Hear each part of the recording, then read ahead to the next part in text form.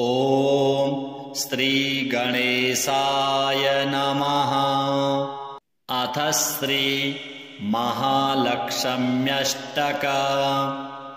नमस्तेऽस्तु महामाये श्रीपीठे सुरपूजिते शङ्खचक्रगदाहस्ते महालक्ष्मी नमोऽस्तुते।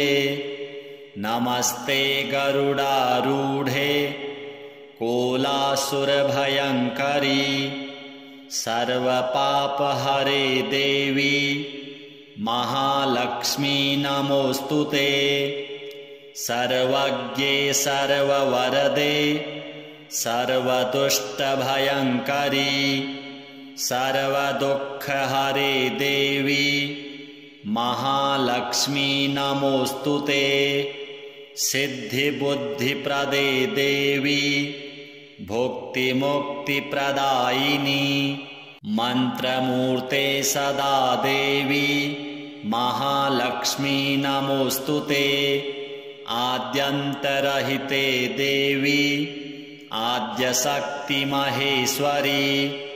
योगजे योगसम्भूते महालक्ष्मी नमोऽस्तुते। स्थूलसूक्ष्ममहारौद्रे महाशक्तिमहोदरे महापापहरे देवी महालक्ष्मी नमोऽस्तुते। पद्मासनस्थिते देवी परब्रह्मस्वरूपिणी परमेशि जगन्मातर महालक्ष्मी नमोऽस्तुते। श्वेताम्बरधरे देवी नानालङ्कारभूषिते जगत्स्थिते जगन्मातर महालक्ष्मी नमोऽस्तुते। महालक्ष्म्यष्टकं स्तोत्रं यः पठेत् भक्तिमान् नरः सर्वसिद्धिमवाप्नोति राज्यं प्राप्नोति सर्वदा। एककाले पठेन्नित्यं महापापविनाशनं द्विकालं यः पठेन्नित्यं धनधान्यसमन्वितः त्रिकालं यः पठेन्नित्यं महाशत्रुविनाशनं महालक्ष्मीर्भवेन्नित्यं प्रसन्ना वरदा शुभा। श्रीमहालक्ष्म्यार्पणमस्तु। नमस्तेऽस्तु महामाये श्रीपीठे सुरपूजिते शङ्खचक्रगदाहस्ते महालक्ष्मी नमोऽस्तुते। नमस्ते गरुडारूढे कोलासुरभयङ्करी सर्वपापहरे देवी महालक्ष्मी नमोऽस्तुते। सर्वज्ञे सर्ववरदे सर्वदुष्टभयङ्करी सर्वदुःखहरे देवी महालक्ष्मी नमोऽस्तुते। सिद्धिबुद्धिप्रदे देवी भुक्तिमुक्तिप्रदायिनी मन्त्रमूर्ते सदा देवी महालक्ष्मी नमोऽस्तुते। आद्यन्तरहिते देवी आद्यशक्तिमहेश्वरी योगजे योगसम्भूते महालक्ष्मी नमोऽस्तुते। स्थूलसूक्ष्ममहारौद्रे महाशक्तिमहोदरे महापापहरे देवी महालक्ष्मी नमोऽस्तुते। पद्मासनस्थिते देवी परब्रह्मस्वरूपिणी परमेशि जगन्मातर महालक्ष्मी नमोऽस्तुते। श्वेताम्बरधरे देवी नानालङ्कारभूषिते जगत्स्थिते जगन्मातर महालक्ष्मी नमोऽस्तुते। महालक्ष्म्यष्टकं स्तोत्रम् यः पठेत् भक्तिमान् नरः सर्वसिद्धिमवाप्नोति राज्यं प्राप्नोति सर्वदा। एककाले पठेन्नित्यं महापापविनाशनं द्विकालं यः पठेन्नित्यं धनधान्यसमन्वितः त्रिकालं यः पठेन्नित्यं महाशत्रुविनाशनं महालक्ष्मीर्भवेन्नित्यं प्रसन्ना वरदा शुभा। श्रीमहालक्ष्म्यार्पणमस्तु। नमस्तेस्तु महामाये श्रीपीठे सुरपूजिते शङ्खचक्रगदाहस्ते महालक्ष्मी नमोऽस्तुते। नमस्ते गरुडारूढे कोलासुरभयङ्करी सर्वपापहरे देवी महालक्ष्मी नमोऽस्तुते। सर्वज्ञे सर्ववरदे सर्वदुष्टभयङ्करी सर्वदुःखहरे देवी महालक्ष्मी नमोऽस्तुते। सिद्धिबुद्धिप्रदे देवी भुक्तिमुक्तिप्रदायिनी मन्त्रमूर्ते सदा देवी महालक्ष्मी नमोऽस्तुते। आद्यन्तरहिते देवी आद्यशक्तिमहेश्वरी योगजे योगसम्भूते महालक्ष्मी नमोऽस्तुते। स्थूलसूक्ष्ममहारौद्रे महाशक्तिमहोदरे महापापहरे देवी महालक्ष्मी नमोऽस्तुते। पद्मासनस्थिते देवी परब्रह्मस्वरूपिणी परमेशि जगन्मातर महालक्ष्मी नमोऽस्तुते। श्वेताम्बरधरे देवी नानालङ्कारभूषिते जगत्स्थिते जगन्मातर महालक्ष्मी नमोऽस्तुते। महालक्ष्म्यष्टकं स्तोत्रं यः पठेत् भक्तिमान् नरः सर्वसिद्धिमवाप्नोति राज्यं प्राप्नोति सर्वदा। एककाले पठेन्नित्यं महापापविनाशनं द्विकालं यः पठेन्नित्यं धनधान्यसमन्वितः त्रिकालं यः पठेन्नित्यं महाशत्रुविनाशनं महालक्ष्मीर्भवेन्नित्यं प्रसन्ना वरदा शुभा। श्रीमहालक्ष्म्यार्पणमस्तु।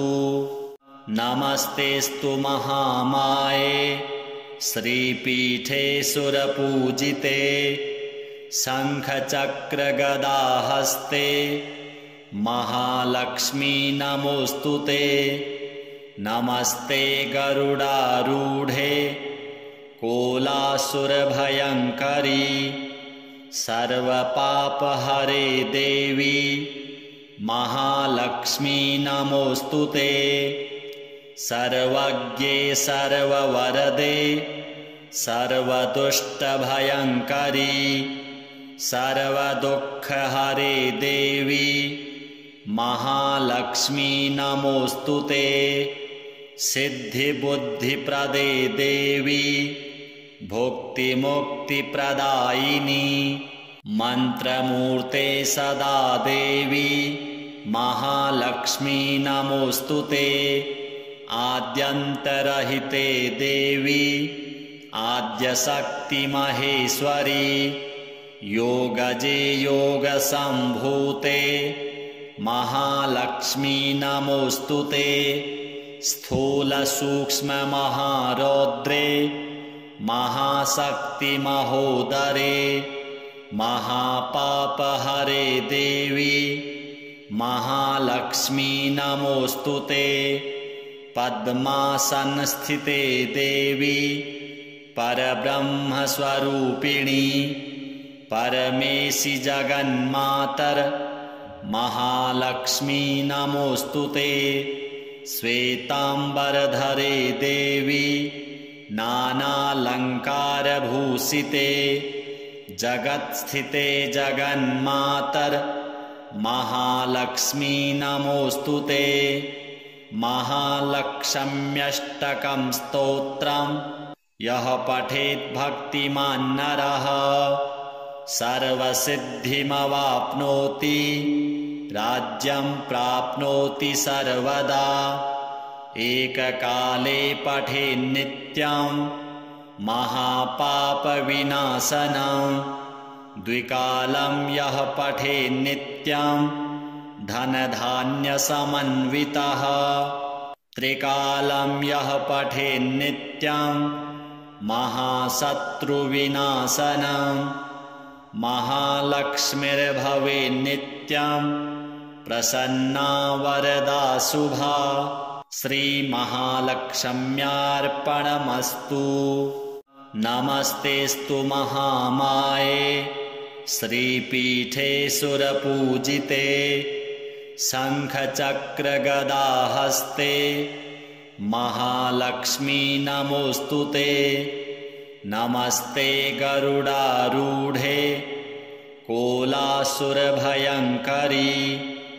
सर्वपापहरे देवी महालक्ष्मी नमोऽस्तुते सर्वज्ञे सर्ववरदे सर्वदुष्टभयङ्करी सर्वदुःखहरे देवी महालक्ष्मी नमोऽस्तुते सिद्धिबुद्धिप्रदे देवी भुक्तिमुक्तिप्रदायिनी मन्त्रमूर्ते सदा देवी महालक्ष्मी नमोऽस्तुते आद्यन्तरहिते देवी आद्यशक्तिमहेश्वरी योगजे योगसम्भूते महालक्ष्मी नमोऽस्तुते स्थूलसूक्ष्ममहारौद्रे महाशक्तिमहोदरे महापापहरे देवी महालक्ष्मी नमोऽस्तुते पद्मासनस्थिते देवी परब्रह्मस्वरूपिणी परमेशि जगन्मातर महालक्ष्मी नमोऽस्तुते श्वेताम्बरधरे देवी नानालङ्कारभूषिते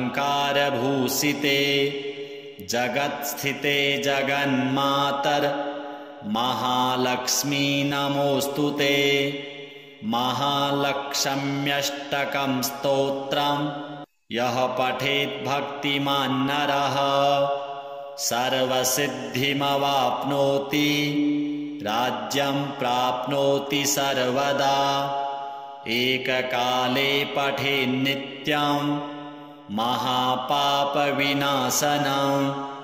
द्विकालं यः पठेन्नित्यं धनधान्यसमन्वितः त्रिकालं यः पठेन्नित्यं महाशत्रुविनाशनं महालक्ष्मीर्भवेन्नित्यं प्रसन्ना वरदा शुभा श्रीमहालक्ष्म्यार्पणमस्तु। नमस्तेस्तु महामाये श्रीपीठे सुरपूजिते शङ्खचक्रगदाहस्ते महालक्ष्मी नमोऽस्तुते नमस्ते गरुडारूढे कोलासुरभयङ्करी सर्वपापहरे देवी महालक्ष्मी नमोऽस्तुते सर्वज्ञे सर्ववरदे सर्वदुष्टभयङ्करी सर्वदुःखहरे देवी महालक्ष्मी नमोऽस्तुते सिद्धिबुद्धिप्रदे देवी भुक्तिमुक्तिप्रदायिनी मन्त्रमूर्ते सदा देवी महालक्ष्मी नमोऽस्तुते आद्यन्तरहिते देवी आद्यशक्तिमहेश्वरी योगजे योगसम्भूते महालक्ष्मी नमोऽस्तुते स्थूलसूक्ष्ममहारौद्रे महाशक्तिमहोदरे महापापहरे देवी महालक्ष्मी नमोऽस्तुते पद्मासनस्थिते देवी परब्रह्मस्वरूपिणी परमेशि जगन्मातर महालक्ष्मी नमोऽस्तुते श्वेताम्बरधरे देवी नानालङ्कारभूषिते जगत्स्थिते जगन्मातर महालक्ष्मी नमोऽस्तुते महालक्ष्म्यष्टकं स्तोत्रं यः पठेत् भक्तिमान् नरः सर्वसिद्धिमवाप्नोति राज्यं प्राप्नोति सर्वदा एककाले पठेन्नित्यं महापापविनाशनं द्विकालं यः पठेन्नित्यं धनधान्यसमन्वितः त्रिकालं यः पठेन्नित्यं महाशत्रुविनाशनं महालक्ष्मीर्भवेन्नित्यं प्रसन्ना वरदा शुभा श्रीमहालक्ष्म्यार्पणमस्तु।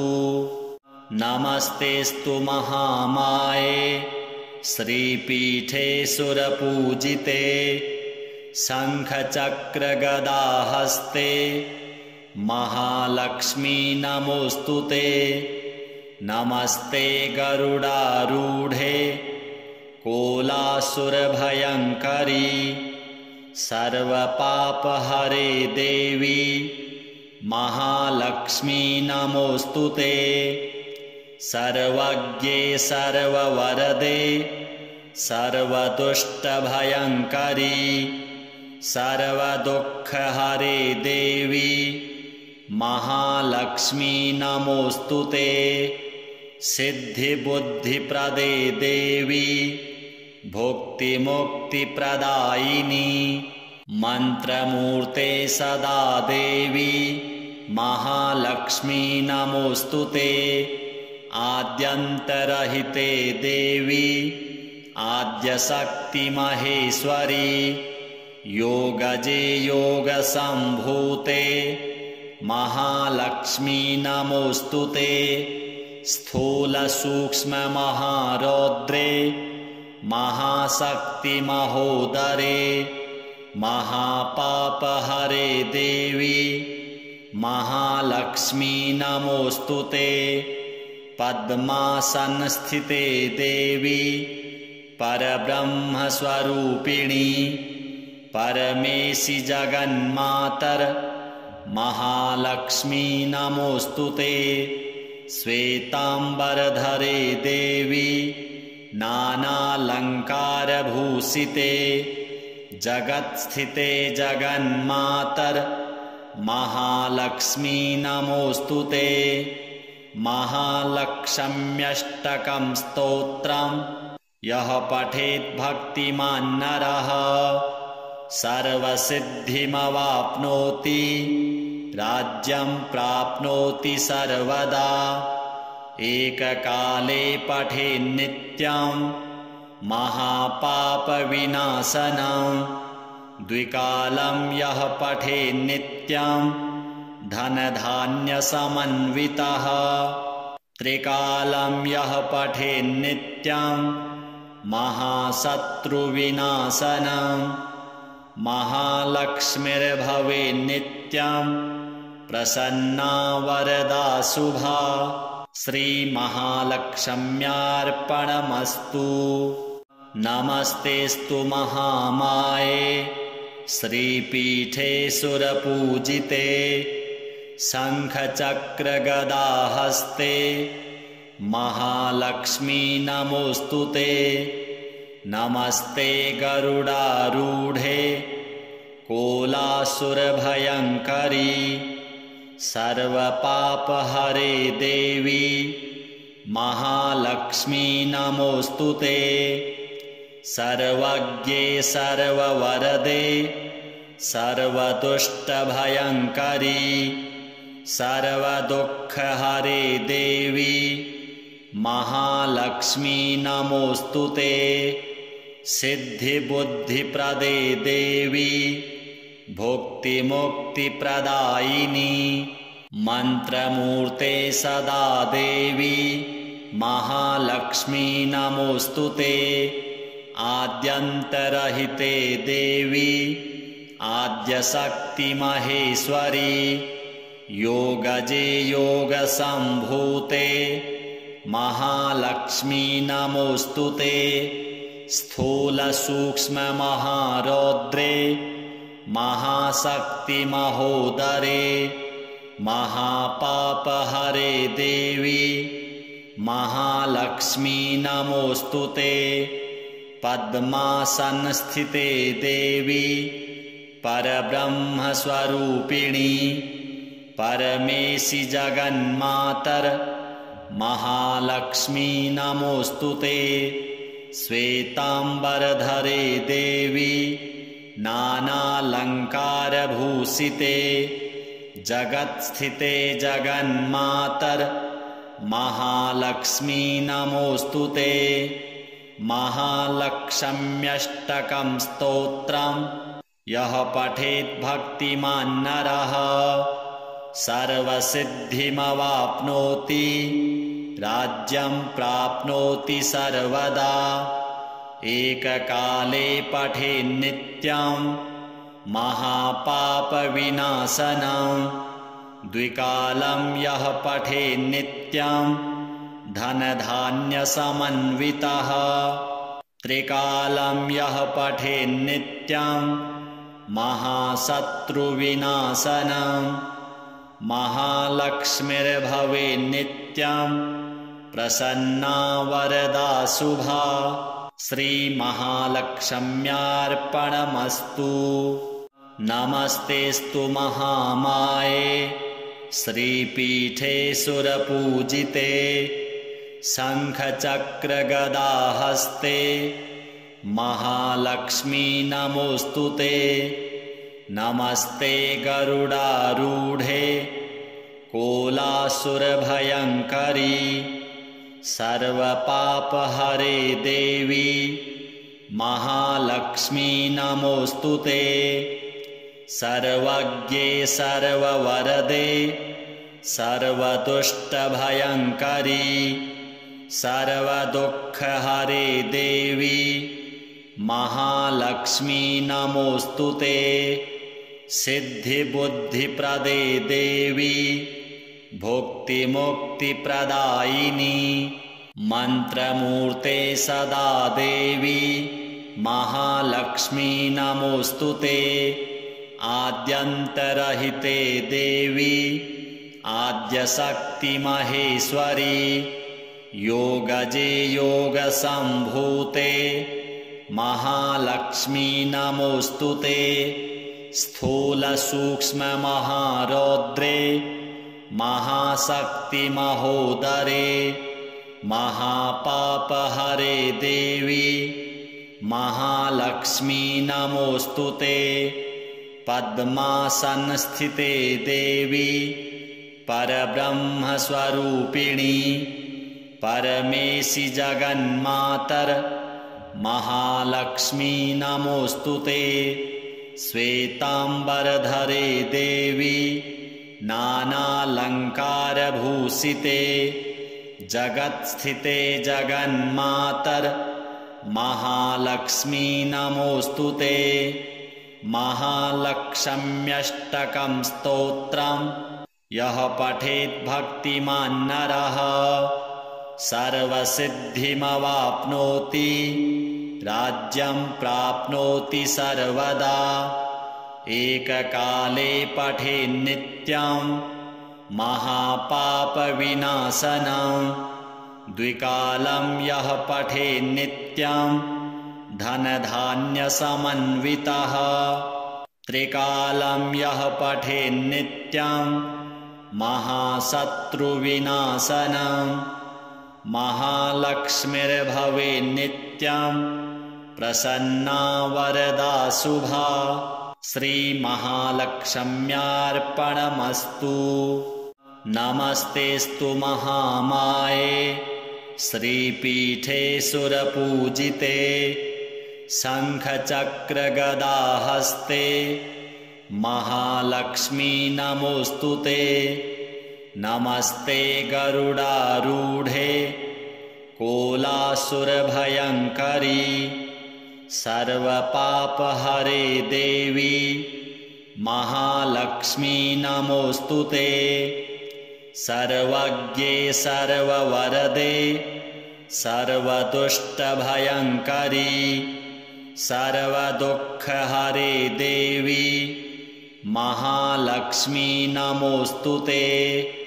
सिद्धिबुद्धिप्रदे देवी भुक्तिमुक्तिप्रदायिनी मन्त्रमूर्ते सदा देवी महालक्ष्मी नमोऽस्तुते। आद्यन्तरहिते देवी आद्यशक्तिमहेश्वरी